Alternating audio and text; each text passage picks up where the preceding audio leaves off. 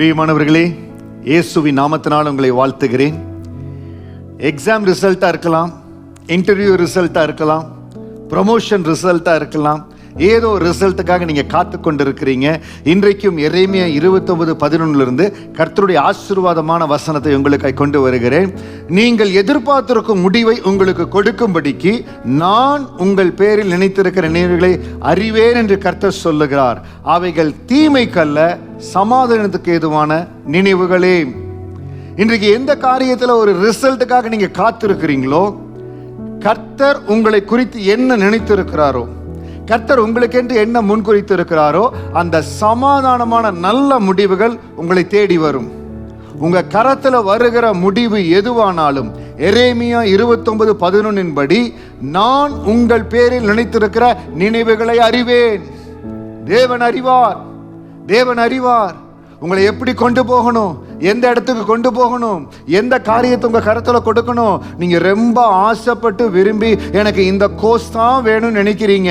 ஒருவேளை இன்றைக்கு வரக்கூடிய அந்த செலெக்ஷன் லிஸ்ட்ல இருந்து நீங்க போட்ட செகண்ட் கேட்டகரி, நீங்க ஒரு 3 காரியத்தை தேர்ந்தெடுத்துக்கிறீங்க, 1 2 3ன்னு. ஒருவேளை செகண்ட் வந்துடலாம், இல்ல தேர்ட் வரலாம்.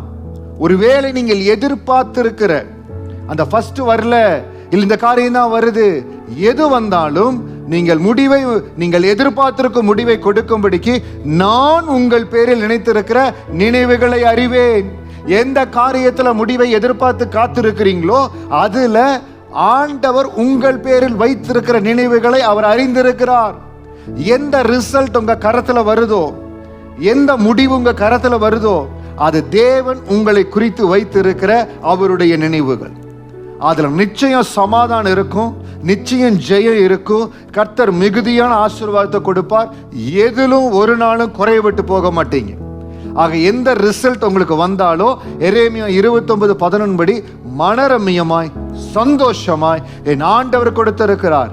இது சமாதானத்துக்கான என் ஆண்டவர் கொடுத்திருக்கிற வழி. கர்த்தர் தன்னுடைய திட்டத்தை வெளிப்படுத்துகிறார் என்று சொல்லி சமாதானத்தோடு அதை ஏற்றுக்கொள்ளுங்க. ஒருவேளை நான் வாஞ்சித்தேன், நான் விரும்பினேன், இந்த இடத்துல தான் படிக்கணும்னு நினைச்சேன், ஆனால் ஆண்டவர் இந்த இடத்தை கொடுத்துட்டாரே. நான் உங்கள் பேரில் வைத்திருக்கிற நினைவுகளை அறிவேன். ஆண்டருக்கு தெரியும் ஈசாக்கு எப்ப கேரா ஊர்ல இருக்கணும், ஆபிரகாம் எப்பொழுது தன்னுடைய தேசத்தை விட்டு கடந்து போகணும், யோசேப்பு எப்பொழுது சிறைச்சாலையிலிருந்து வெளியில வரணும், ஆண்டருக்கு தெரியும். அந்த குறிக்கப்பட்ட நேரம், ஏற்ற காலம் ஆண்டவருக்கு தெரியும். அதனால ஆண்டவர் என்ன முடிவை கொடுத்தாலும், இன்றைக்கு இந்த வார்த்தை உங்களை நோக்கி கடந்து வருகிறது.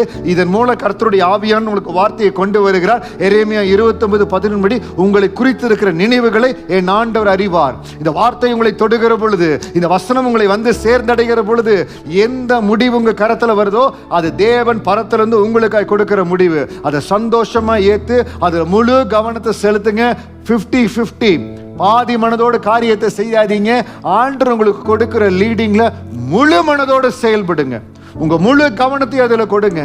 அப்படி கொடுத்து பாருங்க, ஆண்டுகள் கடந்து போக நீங்களே சொல்லுவீங்க, கர்த்தர் எரேமியா 29:11 என்னை சாட்சியாய் வைத்திருக்கிறார். கர்த்தருடைய ஆசீர்வாதம் மேல இருக்குதுன்னு இந்த வசனத்துக்கு நீங்க தான் சாட்சியா இருக்க போறீங்க. உங்களுடைய படிப்பு இல்லாவிட்டால் வேலை, இன்டர்வியூ, ப்ரமோஷன், எதுல அந்த முடிவுகள் வருதோ கர்த்தர் அதில் உங்களை சாட்சியாய் வைப்பார். சந்தோஷமா இருங்க.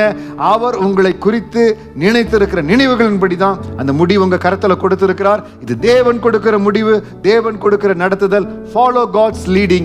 He will lift up you greater heights. உயரங்களுக்கு, சிகரங்களுக்கு என் ஆண்டவர் உங்களை உயர்த்துவார், அழகு பார்ப்பார். God bless you.